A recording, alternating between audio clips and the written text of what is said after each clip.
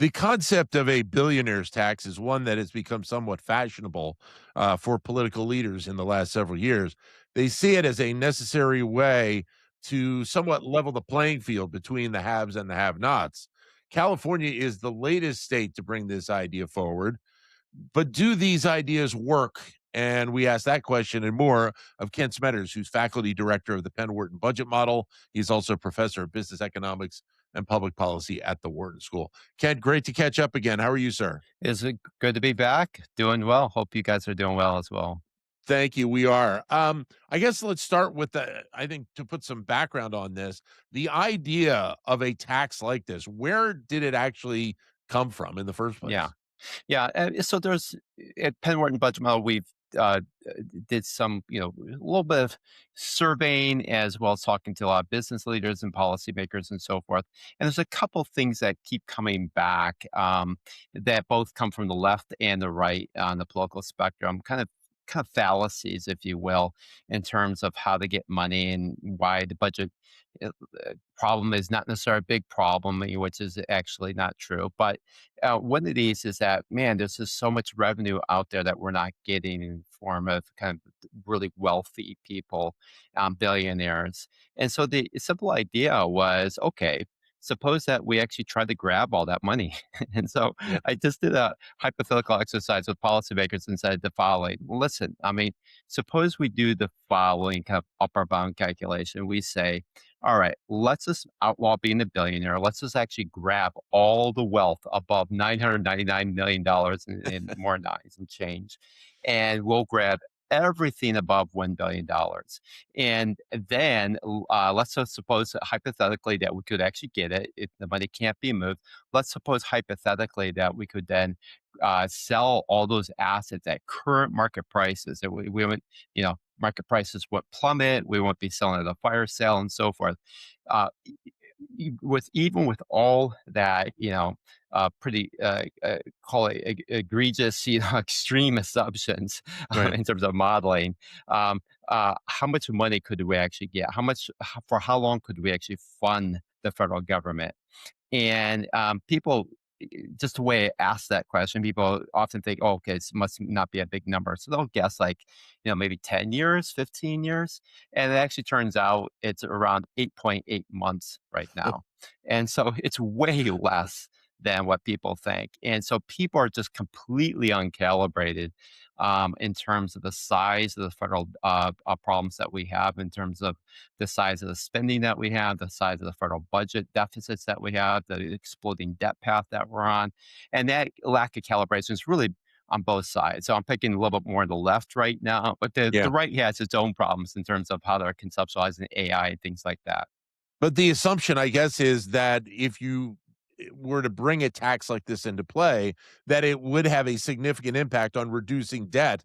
In this case, in a state, because it seems like states are the ones that are trying to move this forward here, but other Yeah. countries have tried this as well.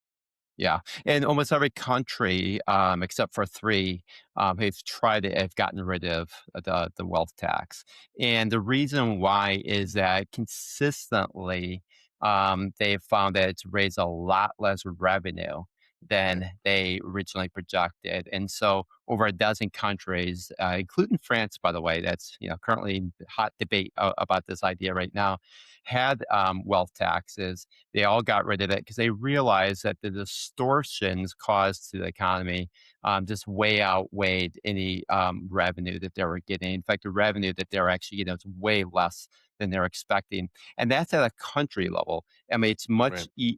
harder to move your assets out of a country, much easier to move your assets out of a state like California, especially when you think about so much of the wealth in California is tech based. And Yeah. so as a result of that, I mean, lots of that can be done, if I'm an owner or a founder of one of the big tech companies, I can easily move my domicile to another state Right. You can go from California to Nevada or Utah or wherever else you wanted to or go, Texas. There's or always Texas. Texas. Yeah, that's Yeah, right. exactly. Yeah. One of the things, though, I guess you also have to consider is the cost of running a program like this, Yeah. correct? It is. Here's what makes it a little bit different than other programs, and that is usually when it comes to things like income, even a sales tax, things like that, it's pretty clear what you're measuring. The problem with wealth is that a lot of wealth is not publicly traded. It's not marked kind of daily. Yes, your 401k accounts and your other, taxable accounts are marked pretty frequently in terms of their value, but that's not true for with a lot of wealth owned by billionaires. A lot of it's very private, and the last marking of that wealth, even if it's venture backed, I mean, that last series that might have been, that evaluation was established was maybe a couple years ago. And so it actually is not marked very frequently. So here's the problem is that I could actually be a billionaire and not actually know it. And so what happens if Right. my company does take off in value? My next funding round, I go from a $100 million valuation to a $2 billion valuation. And then when it was only worth 100 million, based on a pretty dated funding round, the government says, no, no, no, that was really worth, in the intermediate time, it was really worth $1 billion. You should have been paying taxes on that. And so as a result, you're going to have a lot of people having to do these valuations just in case. So they don't commit tax fraud or get accused later. So anybody who is hopeful that their company's going to pop in value, unless you just had a really recent funding round, you better be doing these valuations a lot, and including everything, including your jewelry, your property, Yeah. private Yeah. property, everything has should be marked and valued, and that's a really tough exercise to do. So I think we've laid out the case where a billionaire's tax is very tough to kind of pull off. So then, what are some of the other options potentially out there that need to be Yeah. considered in order to deal with the level of debt that we are seeing, not only at the federal level but at the state level as well? Yeah.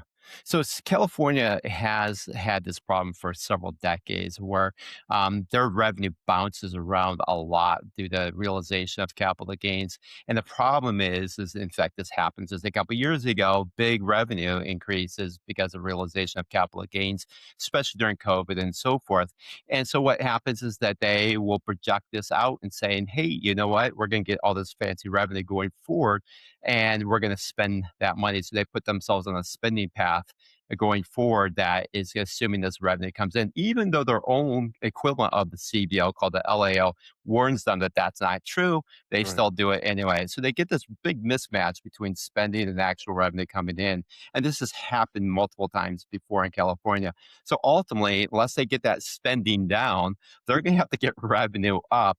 Wealth taxes can be very hard to do it, and so you're back to your classic means of more income taxes, which already is pretty high in California, especially at the high end. Put the highest marginal tax rate in California added to the federal rate. Those people are actually paying majority of their income in taxes, and so over 50 cents on the dollar in taxes. So it's already fairly distorting. So there's pretty much no option in California outside of really broad-based taxes like a more aggressive sales tax, a value-added tax, something of that nature, where they're going to get a lot more revenue. They're going to have to do some combination of bringing the spending down, and if they in fact want more revenue, it's going to have to be very broad-based. Kent, always great to talk with you and get your insight. Thanks very much. Pleasure. Thank you. Thank you. Kent Smetters, who is a faculty director of the Penn Wharton Budget Model and also professor of business economics and public policy here at the Wharton School.